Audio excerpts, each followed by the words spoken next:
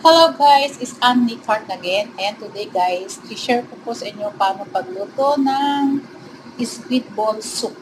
Then guys, of course, gagamit tayo ng chicken stock soup. So, meron akong chicken stock soup na doon. So, ang gagamitin po natin, ilalagay ito sa chicken stock soup, itong squid ball, carrots, corn, celery, onion leeks, and salt. So, yan guys, yung gagamitin natin sa squid ball soup. Napaka-easy lang guys. Very easy lang. So, let's start cut. Let's start prepare yung mga ingredients na gagamitin natin sa sabaw. Let's start guys. Then guys, mga ingredients na gagamitin natin, naka-prepare na at niwa ko na lahat. Like carrots, corn, onion, celery, and squid ball. So, first step gagawin natin guys is so, yan guys ang gagamitin ko para sa squid ball soup, chicken stock soup.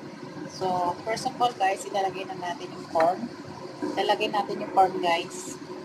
Kasi matigas po yung corn.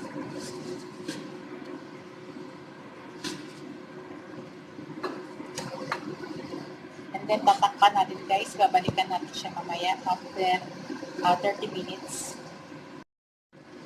So, yan guys, after 10 minutes,